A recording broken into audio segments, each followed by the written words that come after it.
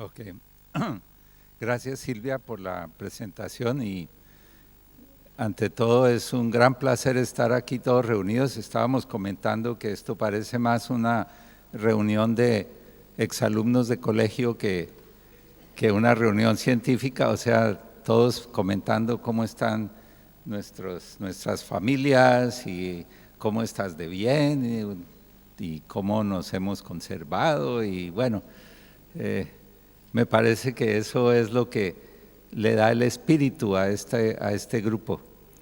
Y por eso espero, lo mismo que haré yo, espero disfrutar de estos 2 días.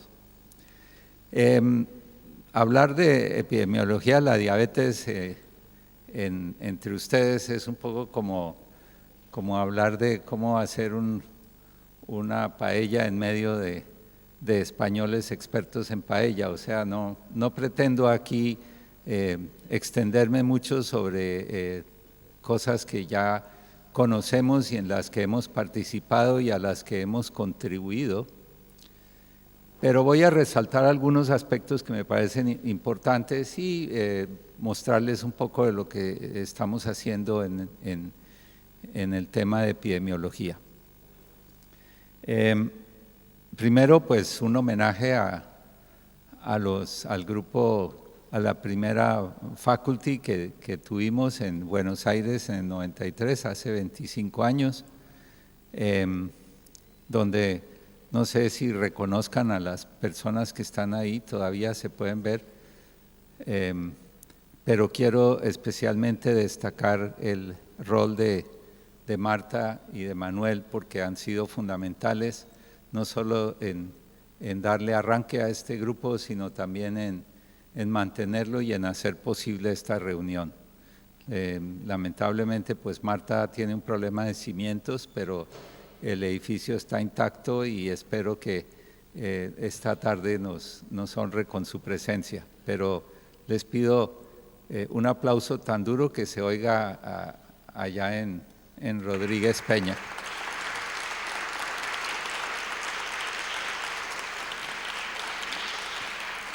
Y extendible Manuel, a Manuel que está aquí. Entonces, muchas gracias Manuel también por hacer posible esta reunión. Bien,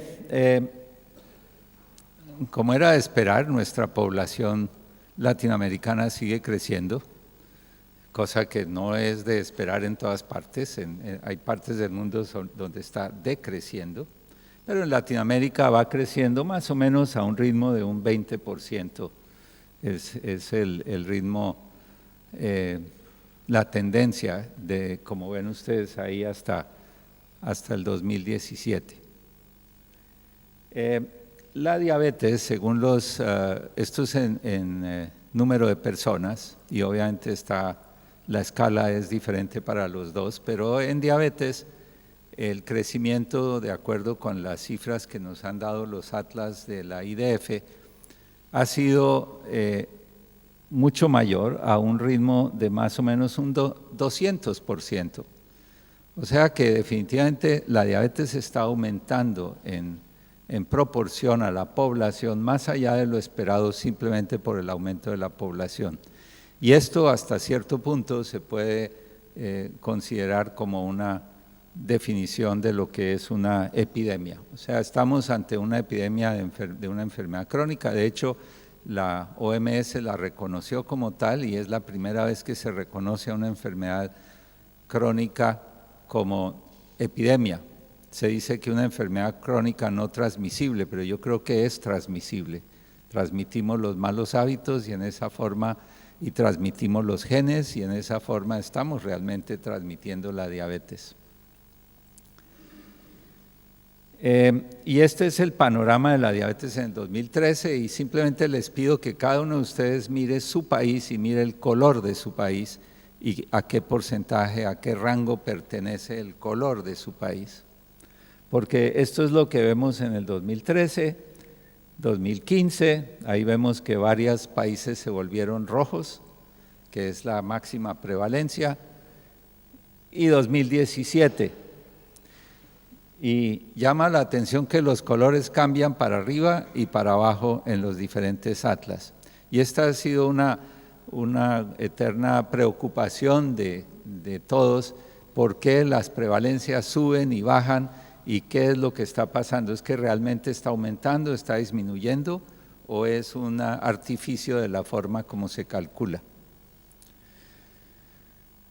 Aquí les doy entonces un par de ejemplos, Argentina y Colombia. En negro ahí ven ustedes en promedio lo que ha ocurrido con la prevalencia en SACA de acuerdo con los reportes de los 3 últimos atlas.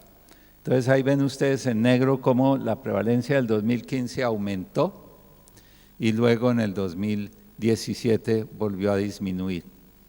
Y ven ustedes Argentina abajo, en azul, y en la línea discontinua es el cálculo de prevalencia ajustado por edad y sexo, que es un poco menor que la prevalencia cruda reportada.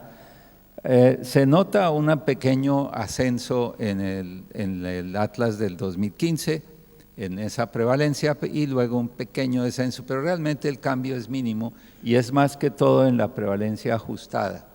La prevalencia cruda pareciera mantenerse y quizás de pronto una cierta tendencia a aumentar. En cambio en Colombia, vean ustedes cómo la prevalencia cruda claramente se eleva en el 2015, vuelve y baja, y la prevalencia ajustada está, por el contrario, Argentina por encima, pero luego al final queda por debajo. Entonces la pregunta es, ¿eso es real? ¿Eso es lo que está ocurriendo con la prevalencia? ¿Tiene que ver eso con cambios en la incidencia o con métodos para calcularla?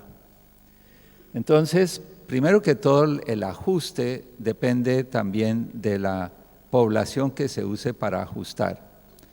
Y este es un primer punto que es importante, aunque lo hacemos en el atlas, digo lo hacemos porque yo estoy en el comité, aunque yo no hago los cálculos, pero se hace en el atlas usando una población estandarizada. Y nosotros todos, cuando reportemos prevalencias, usemos esa población y ajustemos. Eso nos da una forma de comparabilidad con las prevalencias encontradas en otras partes. Y esta es la población que usa el atlas de la IDF para estandarizar. Es una población mundial, digamos, un poco construida. Eso no importa que sea construida, lo importante es que tratemos de usar todos la misma población para la estandarización y repito, siempre que estudiemos la prevalencia en nuestro lugar de trabajo, ajustémosla usando esta población de referencia. La pueden bajar de la página y más adelante si quieren les doy la referencia o les puedo inclusive mandar el documento.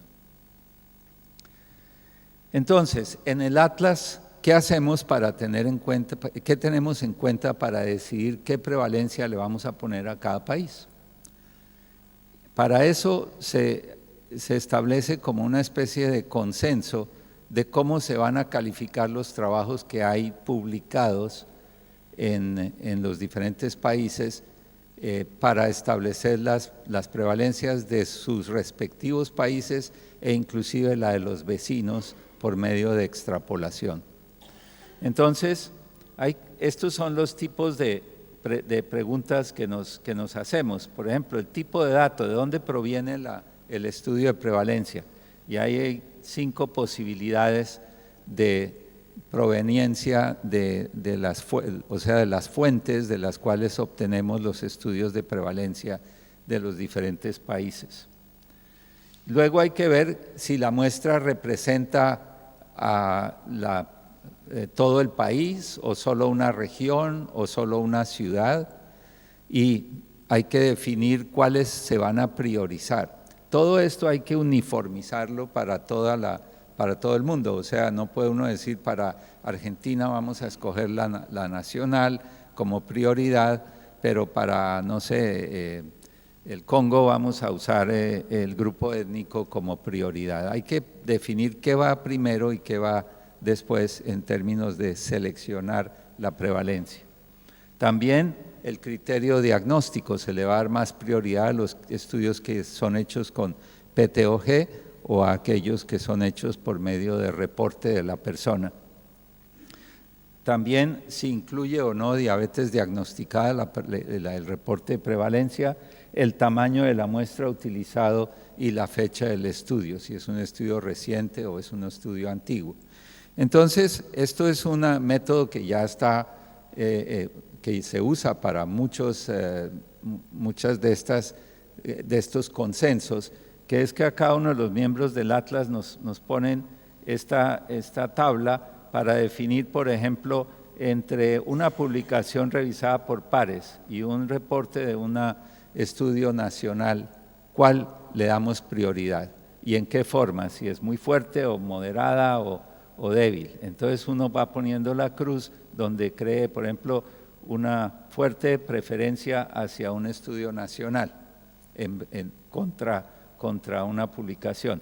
Pero si es una publicación, por ejemplo, contra un reporte oficial que no es nacional ni está publicado, pues probablemente tienen una predilección igual, y si es contra una comunicación personal, pues es mejor una publicación que ha pasado por revisión de pares.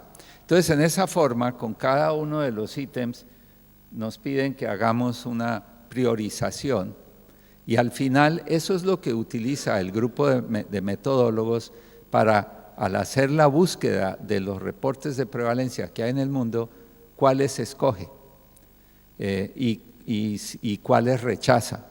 Y al final, entonces, esos que quedan son los que se usan para reportar la prevalencia en el país respectivo, pero también para extrapolar a los vecinos.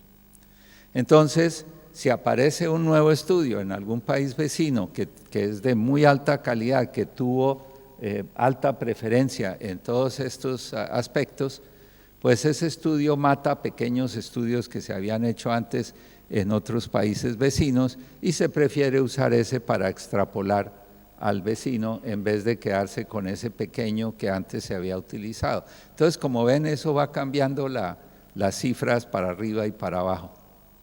Ahí hay más de lo mismo sobre criterios diagnósticos, sobre tamaño de muestra, si es antiguo o si es en los últimos 5 años o entre 5 y 9 años, y en fin, uno inclusive 20 o más años contra menos de 20, entonces uno le va dando prioridad a los diferentes aspectos. Y por eso, en la última edición del Atlas, y lo mismo vamos a tratar de poner en la nueva, inclusive con más detalle, se dice que cómo se hizo la selección para SACA, y al final se advierte que algunas prevalencias pueden estar subestimadas, ya sea porque se extrapolaron o porque se usaron pruebas que subestiman la prevalencia, y que los cambios en la prevalencia con relación a la séptima edición, que vieron ustedes que subió, en SACA aumentó la prevalencia, comparada con esto, fue debida a cambio de fuentes y no refleja una verdadera reducción en la prevalencia de diabetes. O sea que lo que estamos viendo es básicamente un tema de fuentes, no necesariamente de cambio real en la prevalencia.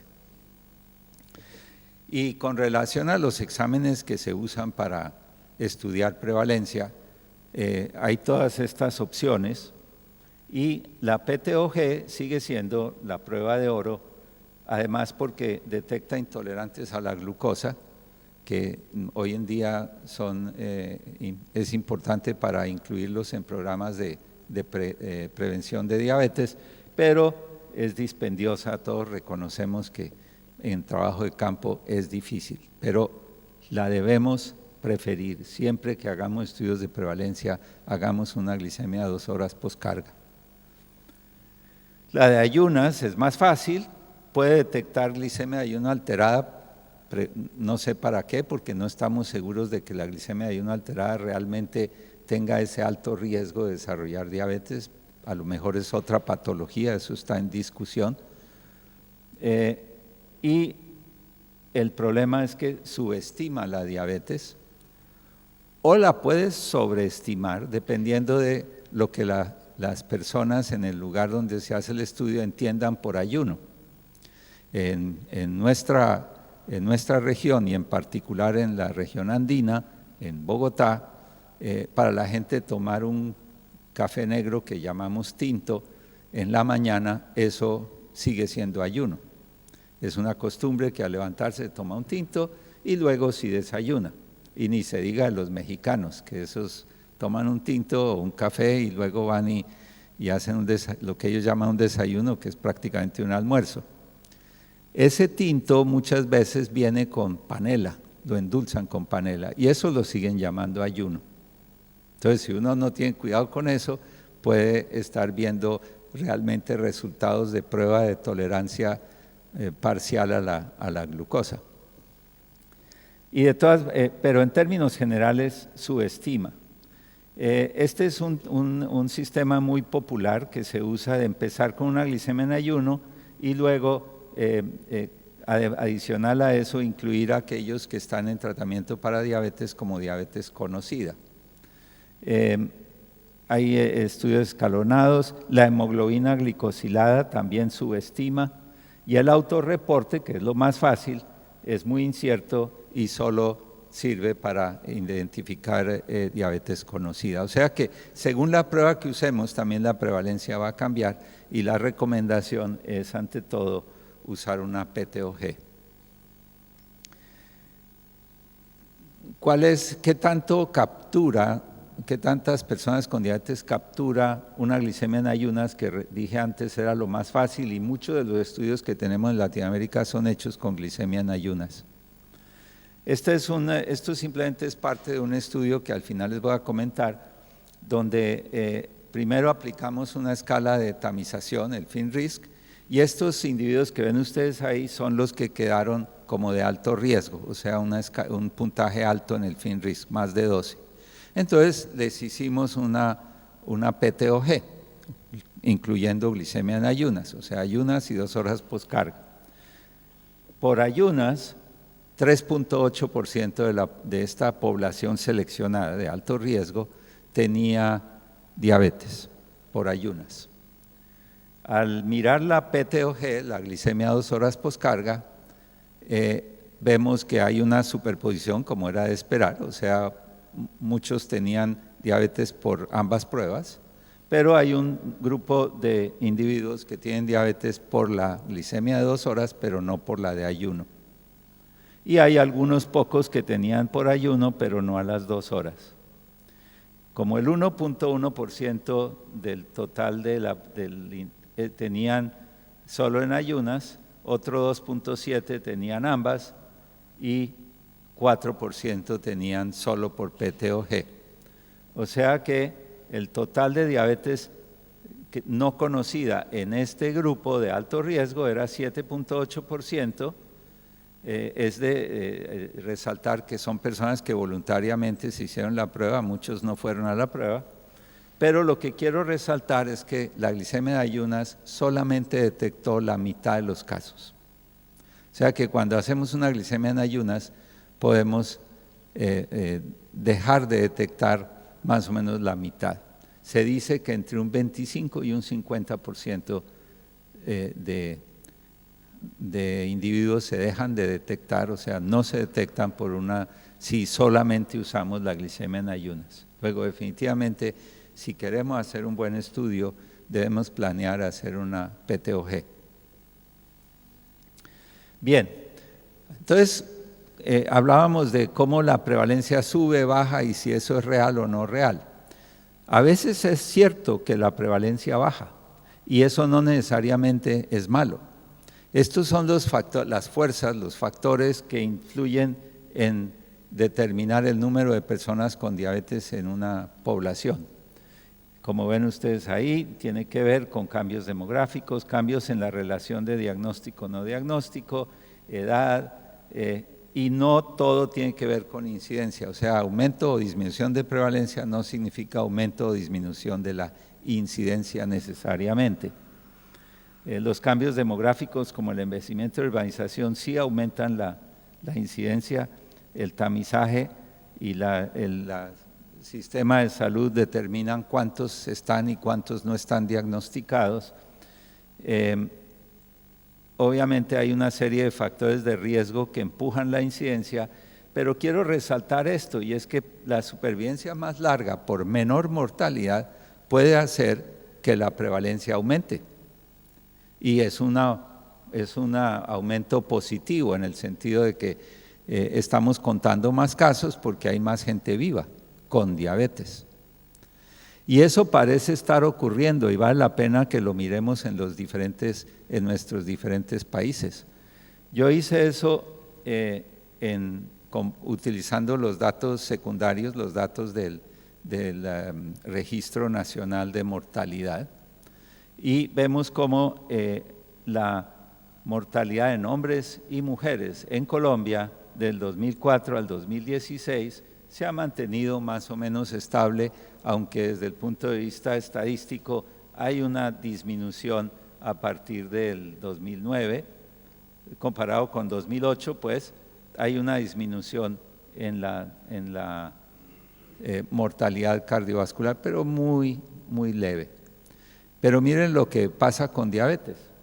Claro, ustedes dirán, lo que pasa es que los registros de mortalidad es la peor fuente para determinar quién se muere por diabetes. Hay ciertamente un subregistro, pero uno asumiría que el subregistro sigue ocurriendo año tras año. De hecho, al contrario, la diabetes, como ahora tiene mayor rating entre la gente, entre los médicos, debería reportarse más en los registros de defunción, porque la gente ya es consciente de que la diabetes mata. Y sin embargo, miren cómo ha ido disminuyendo con el tiempo, en particular en mujeres, y es claramente, significativamente diferente la disminución en las cifras de mortalidad. O sea que la mortalidad está disminuyendo, la mortalidad por diabetes. ¿Es porque estamos cuidando mejor la diabetes? Probablemente no, es porque estamos cuidando mejor otros factores de riesgo. Ya les damos más estatinas, les damos más antihipertensivos, les cuidamos más los factores de riesgo, y eso probablemente ha influido en que la gente se muera menos. Y eso, repito, puede aumentar la prevalencia o enmascarar la disminución en la prevalencia, en la incidencia. Y de hecho, esta es una metaregresión que hice de todos los estudios que ven ustedes ahí. Lo que hice fue tomar la población de estudios observacionales y el grupo control de los estudios clínicos controlados y ver cuáles son las variables que más influyen en la mortalidad reportada en todos esos estudios. Y la que más influyó, la que dio una regresión significativa, fue el año en que en teoría inició el estudio. El año en que el paciente ingresó al estudio fue, repito, el que más influyó. ¿Por qué? Porque está hasta cierto punto reflejando que entre digamos, los más recientes, los estudios que se iniciaron más recientemente, son hechos en pacientes que ya están recibiendo mucho más medicamentos en prevención cardiovascular. Y por eso la mortalidad de esos estudios disminuye. Y eso ha dado, entre otras cosas, lugar a que estudios nuevos, donde le calculan la muestra basado en mortalidad anterior, no les da positivo porque no alcanzó la muestra. ¿Por qué? Porque se les murieron menos gente de lo que esperaban cuando calcularon la muestra. Y eso se debe, repito, a que estamos cuidando más a nuestros pacientes. Buena noticia, pero hay que tenerla en cuenta cuando evaluamos mortalidad. Entonces, ha habido como una cierta competencia por qué país tiene la mayor prevalencia, y eso interpretado como que es donde tenemos la peor epidemia.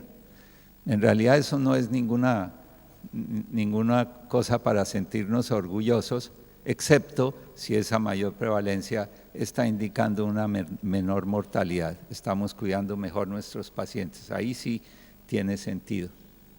Pero no parece ser lo que está haciendo que algunas regiones del mundo, como el Medio Oriente, tengan una prevalencia tan alta. Probablemente es porque hay muchos factores de riesgo.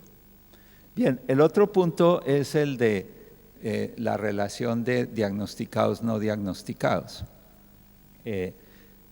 Es claro que tiene mucho que ver con el sistema de salud y con la situación socioeconómica del país, porque entre menos cobertura tenga el sistema y menos ingresos haya en la población, menor será la atención médica y por lo tanto habrá más pacientes sin diagnóstico. Entonces, en cierta forma, eso refleja, se asocia con el estatus socioeconómico. Y lo vemos aquí en el Atlas, se reporta como en la relación de ingresos con la proporción de personas no diagnosticadas. Y en los donde hay ingresos bajos, la proporción puede llegar casi al 80%, o sea, apenas el 20% está diagnosticado. En cambio, en los de ingreso alto, hay como un 70%, o sea, es el inverso, 70% de personas diagnosticadas. Nosotros, que en general somos países de medianos ingresos, estamos aquí más o menos con la mitad y esto es lo reportado en el 2017 para nuestra región, como un 40% de personas no diagnosticadas. Sin embargo, si uno mira país por país, hay países que tienen no diagnosticadas hasta un 60 o más por ciento y algunos, curiosamente en el caso de Costa Rica salió un 16, menos de un 20% de personas no diagnosticadas. Lo discutimos y pues aparentemente la razón es que la cobertura ya es excelente. Nosotros en Colombia tenemos cobertura universal y sin embargo tenemos 40% de no diagnosticados, o sea que en fin, hay que mirar con lupa esos resultados, pero de todas maneras es un reflejo, repito, del sistema de salud. Y de hecho, nosotros hicimos un trabajo comparando nuestro centro de atención de diabetes con un centro en Canadá, de la Universidad de Ontario. Y usamos un registro unificado que es propiedad de ellos, este registro de GRAND, para que los datos fueran tomados en la misma forma y esto que ven ustedes ahí es la comparación entre los canadienses y los colombianos recién diagnosticados, porque se asume que entre más tarde sea el diagnóstico, o sea, entre más gente no diagnosticada haya en una región, mayor será el número de personas recién diagnosticadas que tienen problemas ya, que tienen complicaciones, por lo que se está haciendo el diagnóstico tarde. Y así parece ser, asumiendo que esta gente de Canadá pertenece al primer mundo, donde la proporción de no diagnosticados es baja, comparado con nosotros, que estamos en un punto medio, vemos cómo efectivamente nosotros tenemos significativamente más complicaciones al inicio, o sea, en personas que han sido diagnosticadas antes de un año, que llevan diagnosticadas menos de un año, especialmente en lo que tiene que ver con pie diabético y retinopatía. Hay menos gente tratada con estatinas y, como era de esperar, por eso el LDL es más alto. Para este estudio usamos un registro de la Universidad de Ontario y ellos lo patentan y cobran por eso. Entonces hubo que conseguir un grant para poder hacer el estudio. El grant se acabó, nos desconectaron del registro y hasta ahí llegó la posibilidad de usarlo, pero era un muy buen registro que permitía hacer inclusive seguimiento de pacientes, este registro grant. Y eso me lleva a hablar un poco sobre registros. Hoy en día son claves los registros. Este es un ejemplo, pero que no es un ejemplo de un registro privado y por lo tanto no utilizable. Hay otros registros, este es el del IDMPS, que es un estudio que llevamos ya haciendo desde hace también muchos años, donde se colecciona datos en forma transversal en todo el mundo, usando el mismo registro. Y eso nos permite hacer comparaciones de una región a otra, de África a América o de América a Europa o en fin. Es muy completo, pero está muy puntualmente dirigido a cómo manejamos en los diferentes países la insulina. ¿Por qué? Porque esto está patrocinado por Sanofi y a ellos lo que les interesa es ver más que todo, no del todo, pero más que todo, las conductas de los médicos con relación a la insulina, a la insulinización de los pacientes. Pero nosotros, los que estamos en el Steering Committee, hemos insistido en que se abarque todo el panorama de la diabetes y hemos obtenido datos impresionantemente valiosos simplemente por tener un registro unificado. Aquí en Latinoamérica tenemos el Qualidiab, entiendo, es la última versión. Es un registro muy valioso y deberíamos estandarizarlo y usarlo en todas partes. Eso nos permite entonces hacer realmente un acopio de datos de toda la región y poder así tener mucho más validez, como vamos a ver en el debate. Esto es evidencia del mundo real, que si es bien colectada es muy valiosa.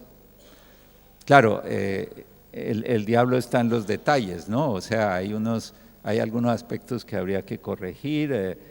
Hoy en día, por ejemplo, preguntar por hemoglobina no glicosilada, pues es como no hacerla, o sea que para qué la ponemos. Y lo mismo la cadera, pues ya no se mide porque se ha visto que la cintura es el mejor indicador y la cadera tiene sus problemas para la medición. En fin, hay glucosuria. Si la persona hace glucosuria, ¿qué importa? Eso es no hacer monitoreo, o sea que de todas maneras no vale la pena incluirlo. En fin, hay algunas cosas que vale la pena corregir. Obviamente hay nuevos medicamentos que hay que introducir. Es muy importante debido a que la mayoría de las guías proponen que la glibenclamida se separe de las otras sulfonilurias para reflejar su uso, y la glibenclamida debería retirarse, pero se sigue usando. Entonces es bueno separar. Otros medicamentos, realmente lo único que interesa son los antiplaquetarios, que reflejarían un cuidado de prevención secundaria. En fin, hay pequeños detalles que hay que cambiar, pero Qualidiab deberíamos usarlo como una manera estandarizada de registro en nuestra población. Si nosotros tenemos buenos registros estandarizados, podemos responder muchas de las preguntas de los aspectos que se están incluyendo en los atlas de diabetes. Hoy por hoy yo diría el atlas de la IDF es como la Biblia en términos de datos estadísticos que nos reflejan el manejo de la diabetes a nivel mundial.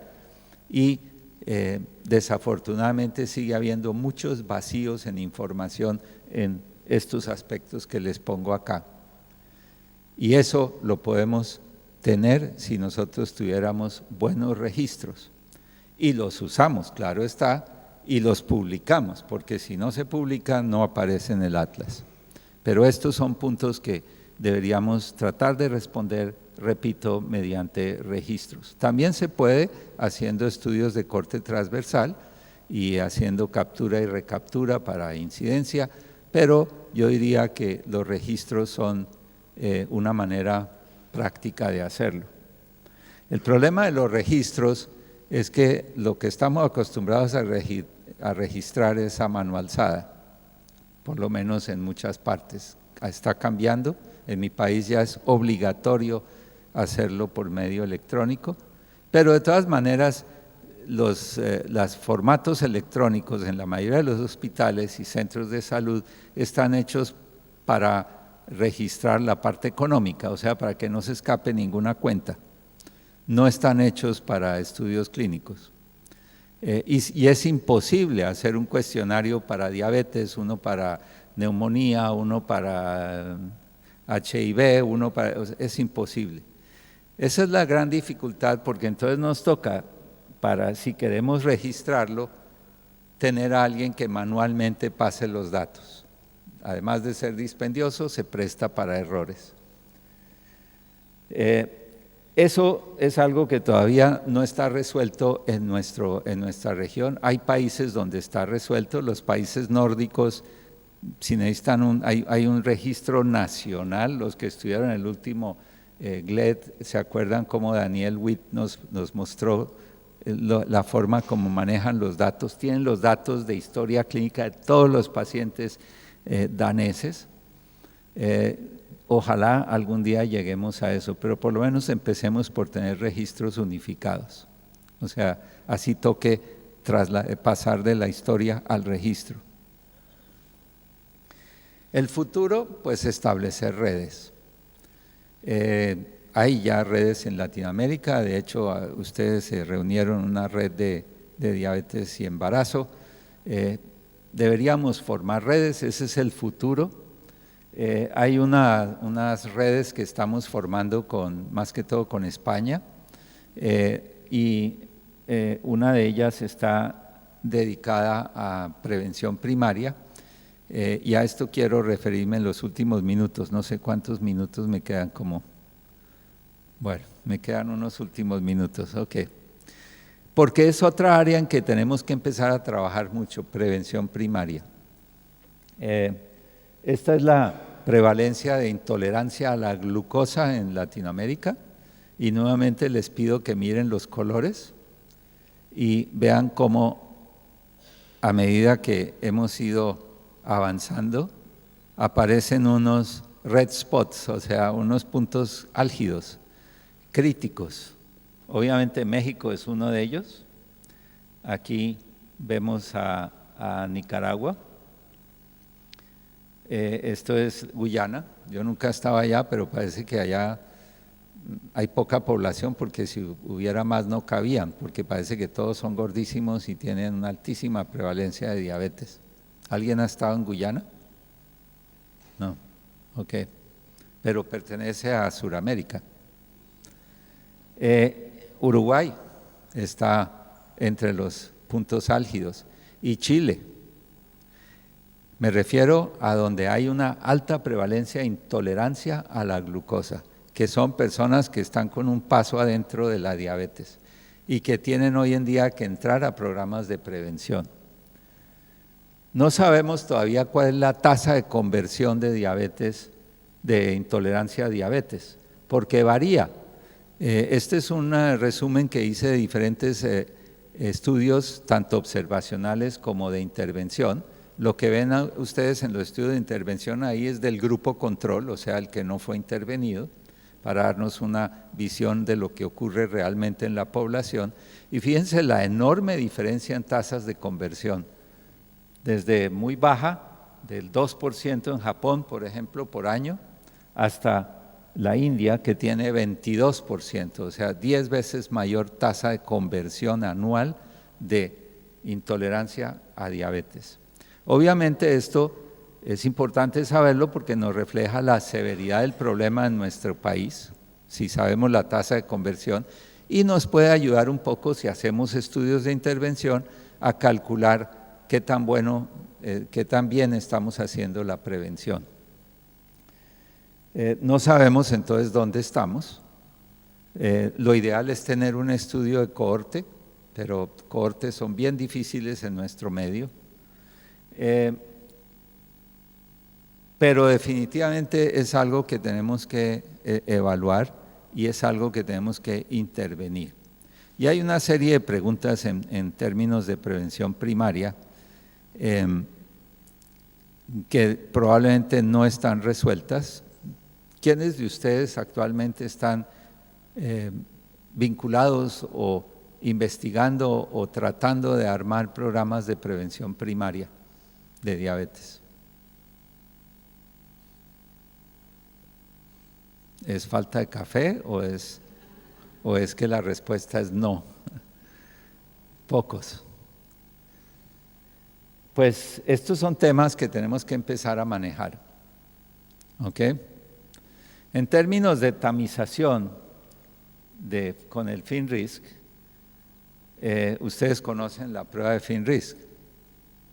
¿Sí? Hagamos una prueba, nuevamente, una encuesta digital, alcen el dedo. Ah, bueno, ok.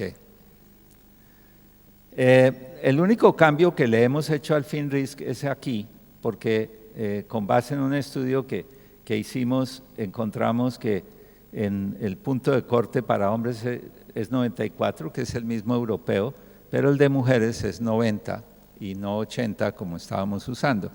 Eso cambia un poco el desempeño de la prueba. De hecho, aquí lo pueden ver. En hombres no hay mucha diferencia, pero en mujeres sí hay claramente una diferencia en el área bajo la curva si usamos ese cambio. Luego, ese FinRisk modificado proponemos que se use de una manera estandarizada en toda la región. O sea, que lo usemos, lo apliquemos como manera de tamización para identificar tanto personas con diabetes no diagnosticada como personas con intolerancia a la glucosa y o glicemia de ayuno alterada, o sea, con prediabetes.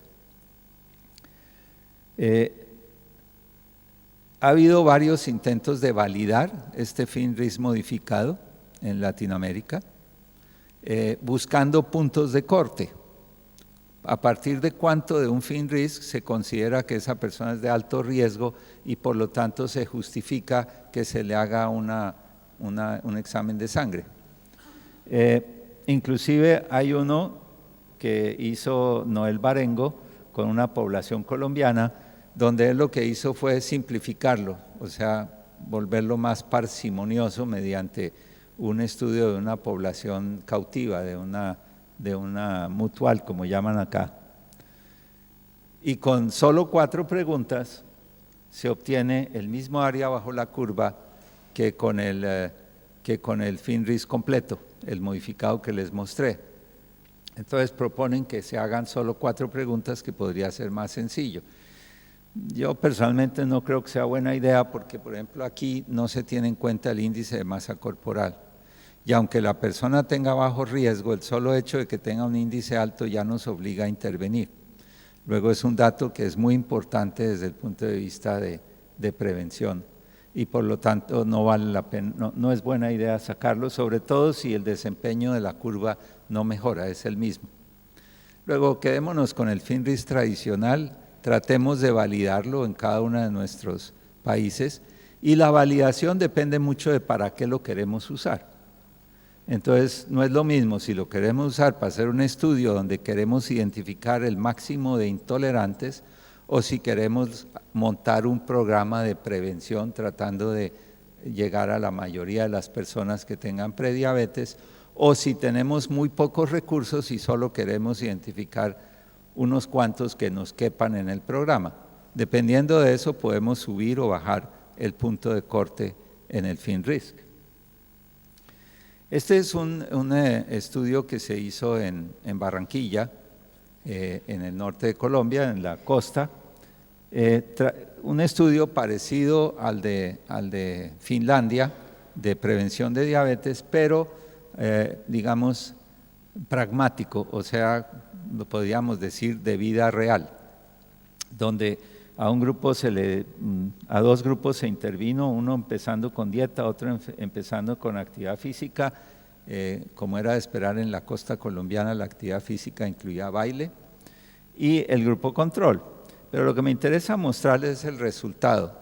El resultado es que todo el mundo mejoró, no solo los que bailaron o los que hicieron dieta, sino los que estaban en el grupo control, todos modificaron en la misma forma la proporción que desarrolló diabetes, la proporción que se quedó en prediabetes y la proporción que normalizó su prueba de tolerancia. O sea que, ¿qué fue lo que hizo que cambiaran? Pues por lo menos no está claro que fue específicamente la intervención. De aquí, de este estudio, podemos calcular, aunque no en forma precisa, cuál es la tasa de conversión, por lo menos en esa población, que podría servirnos para extrapolar a nuestra población latinoamericana. Y es de 4 a 7% por año. Esa fue la tasa de conversión que se encontró en este estudio. A raíz de que todos resultaron dando los mismos resultados, indicando que hay como una especie de contaminación de cambios de hábito de vida entre todos, lo cual es bueno. O sea, hay una dinámica en una población donde uno entra a intervenir, se crea una dinámica. Este es un nuevo proyecto que estamos ahora que tenemos ahora en curso, financiado por nuestra entidad financiadora de estudios, y lo que estamos es tomando una población de Bogotá y otra de Barranquilla, que fue donde se hizo el estudio previo, y lo que queremos es justamente ver cómo es esa dinámica, o sea, cómo es que mejoran los de bajo riesgo, alto riesgo, mediano riesgo, hasta qué punto el programa integral puede modificar a cada uno de los grupos de riesgo. Entonces, a los de alto riesgo les vamos a dar una intervención estructurada, a los de bajo riesgo una intervención comunitaria y a los de mediano riesgo lo que quiera, para arriba o para abajo. Usando para la intervención el programa de prevención que ya está diseñado y estandarizado por el centro de CDC de Atlanta para hispanos. Entonces lo estamos adaptando para usarlo como programa de intervención en prevención primaria. Y en la población de bajo riesgo, lo que vamos a hacer no es a todo el mundo ver cómo está su prueba de tolerancia antes y después de una intervención comunitaria, porque probablemente no vamos a ver esa gran diferencia. Lo que queremos es ver si la distribución de la población cambia. Este es un estudio que hicimos en una población urbana en Bogotá, y esto en una población rural cerca de Bogotá. Y lo que ven ustedes acá es que la distribución, bueno, no es una distribución normal, pero si miran en la forma de la distribución, acá y acá, y la superponen, ven que la rural tiene una pequeña desviación hacia la izquierda, indicando que en general la población rural tiende a tener, en términos de glucemia, una distribución de glucemia más baja. Esto también se podría observar si uno interviene en una población. Entonces lo que vamos a hacer es, en la población de bajo riesgo, sacar una muestra aleatoria, medirles la glucemia antes y después de la intervención y ver si logramos un cambio en la curva. Es una manera de evaluar cambios en una población. Todavía estamos en ese proceso. Pero algo interesante que encontramos, y con esto termino porque es para ver cómo poner los puntos de corte en la tamización, en el FINRISC, es que al usar el FINRISC como herramienta de tamización y poner como punto de corte mayor de 12 puntos en el cuestionario, lo hicimos en Barranquilla y en Bogotá, encontramos que la glicemia, o sea, el número de sujetos con FINRISC fue más o menos similar, y la glicemia anormal se encontró el doble en Barranquilla que en Bogotá, usando ese punto de corte. O sea, ese FINRISC fue más eficiente para detectar gente con intolerancia en Barranquilla que en Bogotá. ¿Por qué? Todavía no sabemos. Aquí vemos la distribución de los diferentes componentes del FINRISC. Y bueno, hay pequeñas diferencias, pero no enormes. Lo que no nos da una respuesta de por qué en un sitio, usando el mismo punto de corte, el rendimiento es muy alto, o sea, salen muchas personas con intolerancia y en otro no. Aquí ven ustedes el porcentaje de personas con glicemia de ayuno alterada, con intolerancia, con las dos, con diabetes y con cualquiera, y ven cómo en la mayoría de estos aspectos, sobre todo en este y en este, es el doble, teniendo el mismo puntaje de riesgo del FINRISC. Al hacer una nueva curva curva ROC, vemos que el punto de corte probablemente no es 12, sino 16, para poder realmente identificar personas de alto riesgo. Todo esto, para resumir, lo que nos quiere decir es que Debemos usar el FinRisk, yo creo que es la mejor forma de hacer tamización. Debemos validarlo en nuestra población y la validación depende de qué es lo que queremos obtener.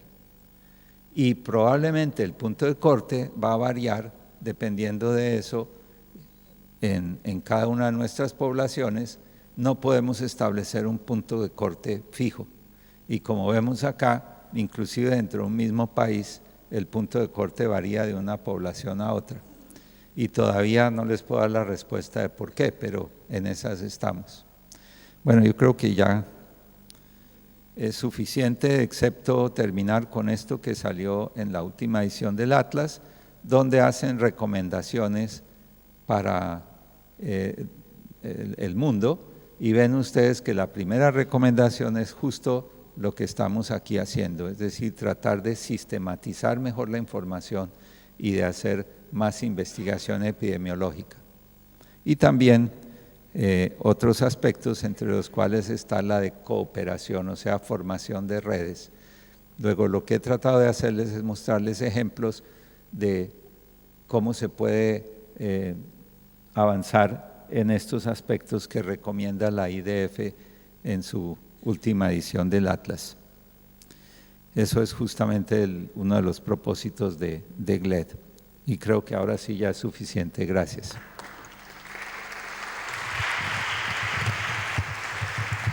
Muchas gracias, doctor Ashner. Vamos a abrir algunas pocas preguntas para continuar con la última mesa redonda de la mañana y recordarles que a la tarde a las 2 en punto va a continuar la actividad. Preguntas para el doctor Ashner. Doctora Loaces.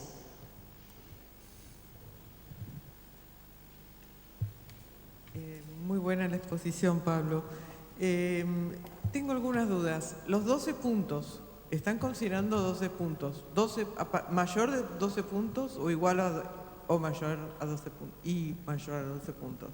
Esa es la primera pregunta. Segunda, yo lo que veo que cuando uno hace las encuestas, hay dos maneras que nosotros hemos utilizado en su momento, que es o autoadministrada o con digamos, una persona que hace la encuesta y la acompaña a la persona, y generalmente se tiene más exactitud en los datos, ¿no? Pero también el inconveniente que observo es, ustedes tuvieron un 60% solamente de presencia de, digamos, confirmación por PTOG de las personas que tuvieran alto riesgo, ¿verdad? Yo creo que esa es la dificultad más grande que uno observa. O sea, lo ideal sería por ahí con un encuestador para que uno pueda identificar inmediatamente a la persona de alto riesgo y ya tratar de conseguir, digamos, la citación para la PTOG, porque cuando lo deja liberado, o librado, mejor dicho, a la buena voluntad del paciente de asistir a hacer una PTOG, no siempre se consigue. Ok. A ver si te puedo responder en el mismo orden. Punto de corte, nosotros usamos mayor de 12 en la guía para hacer, digamos, como estrategia de salud pública. Si vamos a utilizar la tamización, que es costo efectiva inclusive, a nivel de consultorio, lo ideal es el punto de corte mayor de 12. Si queremos hacer un estudio para ver cómo nos va con el manejo de intolerantes, si queremos tener un buen número de intolerantes para meterlo a un estudio, yo recomiendo subirle el punto de corte. Como vieron, estamos como por ahí en 16. Luego, todo depende para lo que queremos usar. Con relación a quién lo debe aplicar, pues sí, es mejor si una persona entrenada lo aplica. Nosotros entrenamos, para este último estudio que les mostré, entrenamos gente del barrio. O sea, sacamos coaches del propio barrio y los entrenamos para aplicar el FinRisk. De pronto eso es lo que nos está dando la diferencia, vamos a ver.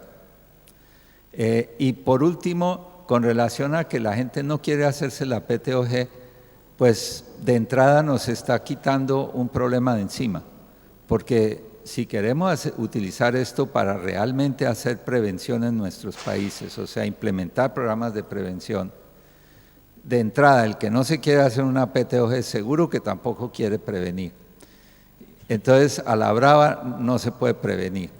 Luego, es cierto que es una lástima, pero nuestra experiencia con este trabajo es que casi uno tiene que rogarle a las personas, por favor, déjese ayudar, déjese prevenir, déjese identificar, déjese decir qué es lo que debería comer y no comer.